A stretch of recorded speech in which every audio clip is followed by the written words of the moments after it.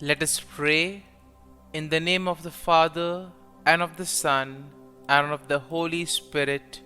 Amen.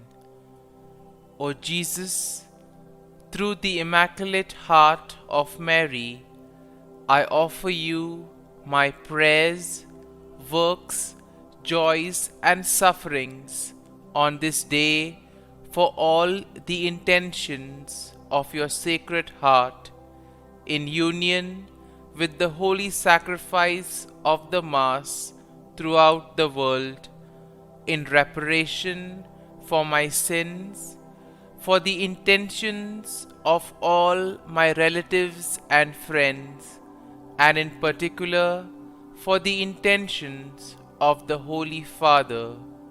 Amen.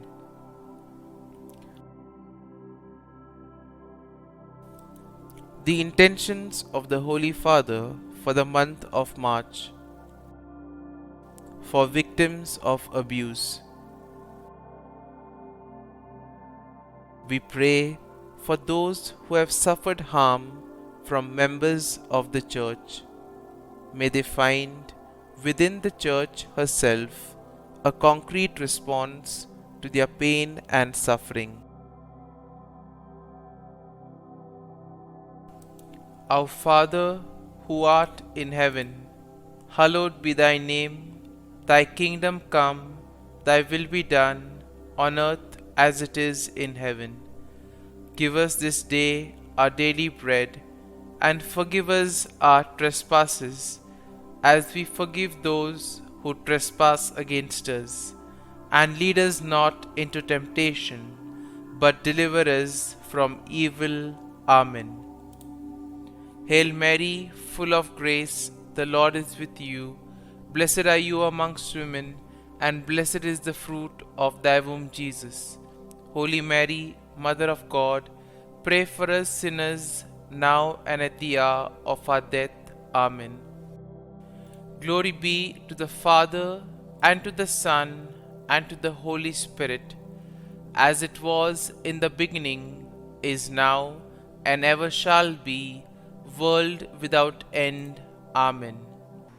My dear friends, the Word of God welcomes you this morning. And as we prepare ourselves to spend this time with Jesus, as we place ourselves in the hands of Jesus, let us also place at His feet all our worries, all our difficulties. Let us tell Him everything that is troubling us.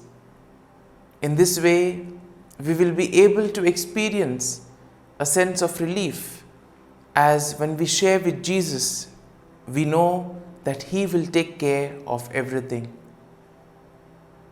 But more important, it is necessary for us to become aware of all the blessings that the Lord has bestowed on us. Many times, because of our busy schedules, we are not aware of this. And as a result, we don't pay attention to the small things that happen in life. Small things which yet could be indications from God. And that is why we need to take time off and look at every moment of our life. Understand the plan of God for us. It is only then that we will be able to orient ourselves towards His plan. And therefore, let us take a few moments and reflect on our lives. And let us be grateful to God for all that He has done for us, particularly for the blessings and the graces that He has bestowed on us. First and foremost, let us thank Him for the gift of life. We thank Him for the various talents, abilities that He has given us. We also thank Him for the people in our lives that have contributed in so many ways to our well-being. Lord, we thank You for our family members, friends, relatives, near and dear ones, and all those who have played a very important role in our lives. Lord, it is through these individuals that You have guided us and you have molded us. In other words, we have become who we are because of their hard work, time, and dedication.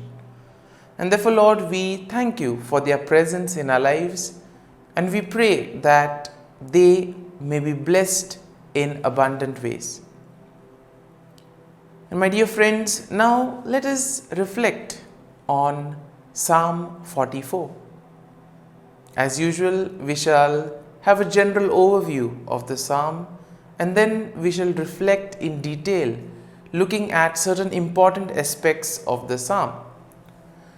Now, Psalm 44 is a psalm of lament, and it is attributed to the sons of Korah. Now, we will see that the psalm will begin with a declaration of God's past faithfulness to Israel, particularly in giving them victory over their enemies in the conquest of the promised land. However, we see that the psalmist laments that God has apparently abandoned them in their current struggles despite their faithfulness to Him. We see that this is sometimes what we also experience in our lives. We all face challenges, we all encounter difficult situations, and sometimes we may wonder, in spite of doing everything right, still nothing works out. And here we find ourselves having this experience of abandonness. The same thing is also experienced by the psalmist, and we will see how he responds to it. In short, we can say that Psalm 44, being a psalm of lament, it speaks about the struggles that the people of God experience in times of trouble.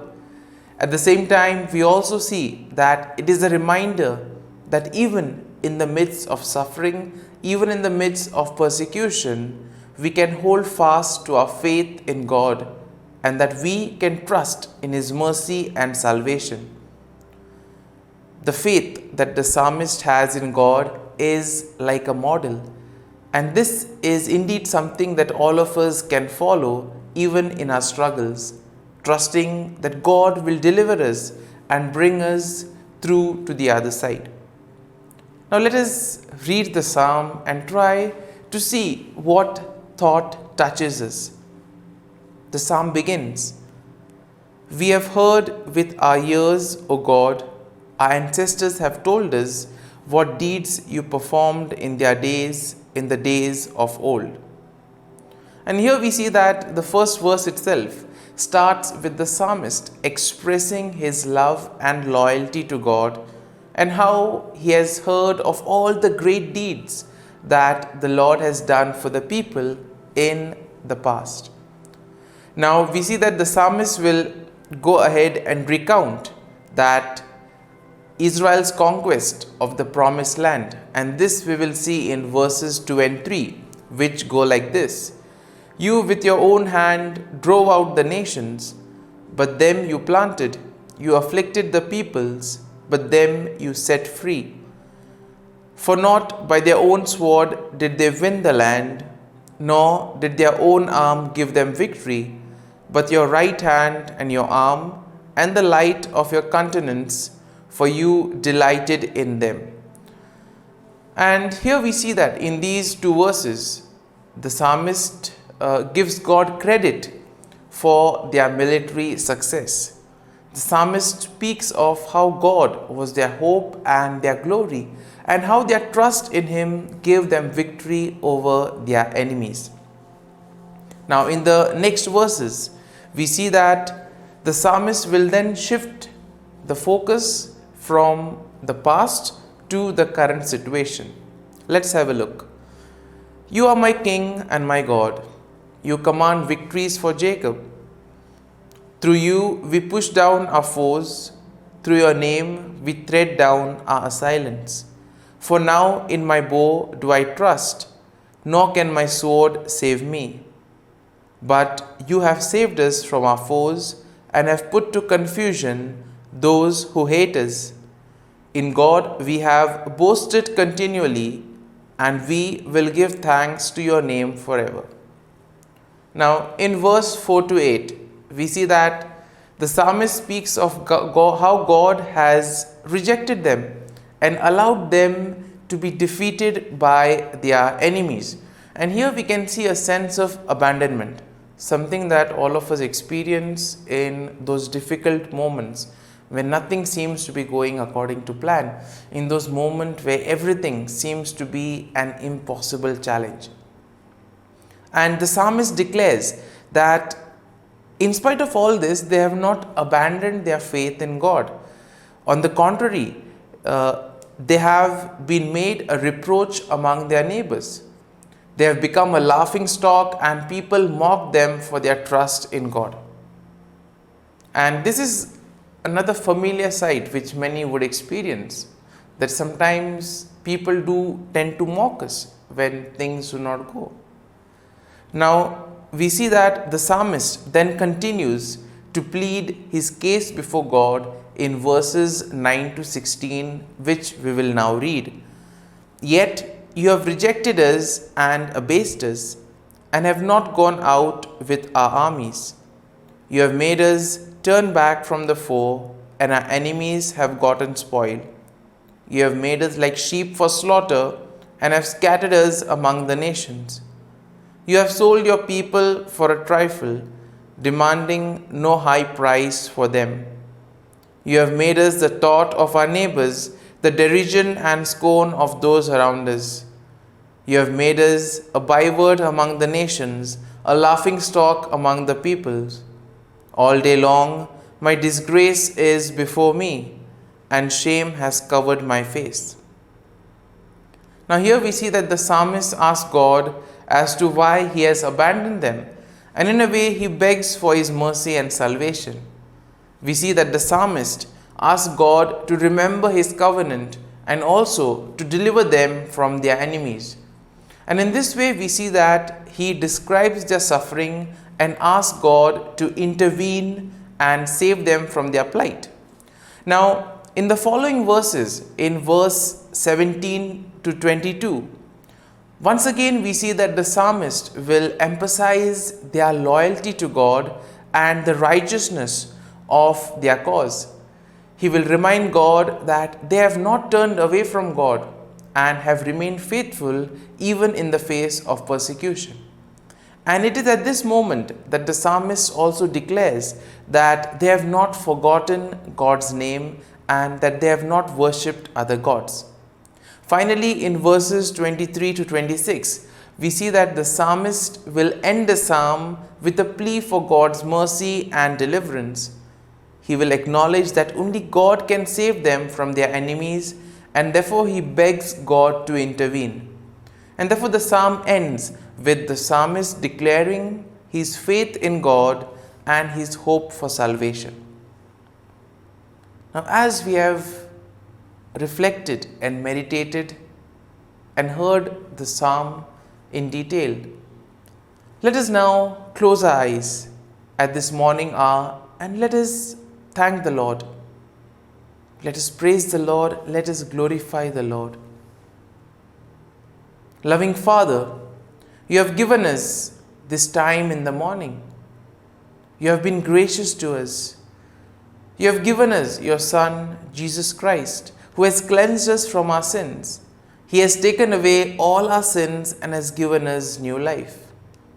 Lord, as you have given us the Holy Spirit, we ask you, Lord, to bless us and to protect us.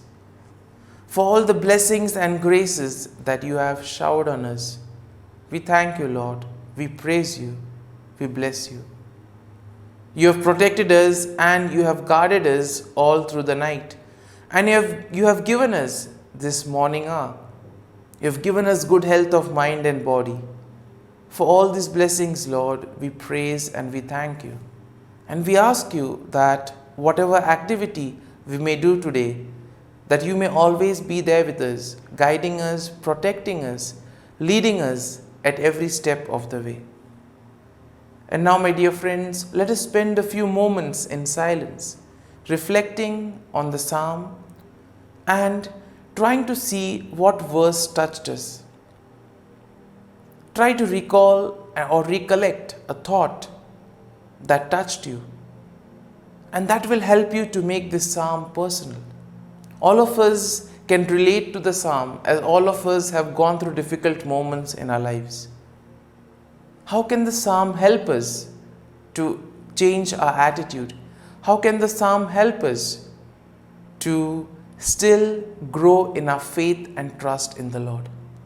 Let us spend a few moments and let us ask the Lord for the grace that our faith may be strengthened, that when there are troubles and challenges in our lives, we may place our faith and trust in Him.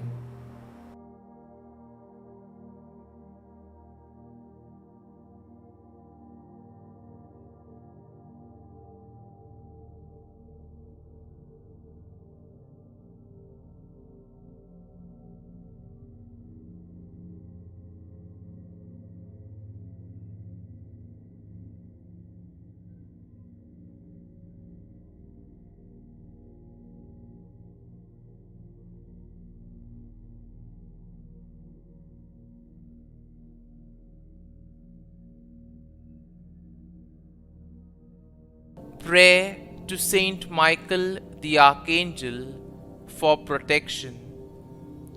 Saint Michael the Archangel, defend us in battle.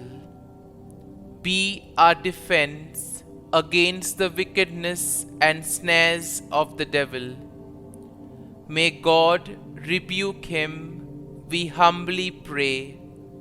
And do thou, O Prince of the heavenly hosts, by the power of God, thrust into hell Satan and all the evil spirits who prowl about the world, seeking the ruin of souls. Amen. Act of Adoration.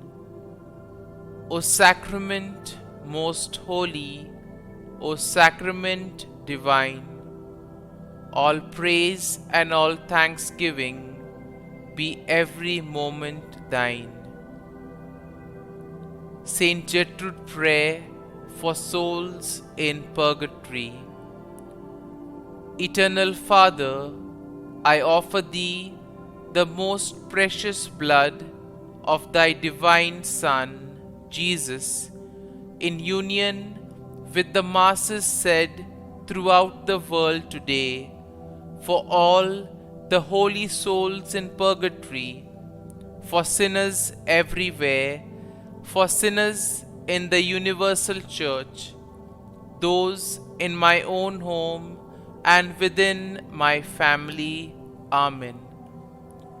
May the divine assistance remain always with us, and may the souls of the faithful departed through the mercy of God rest in peace. Amen. Glory be to the Father, and to the Son, and to the Holy Spirit, as it was in the beginning, is now, and ever shall be, world without end. Amen.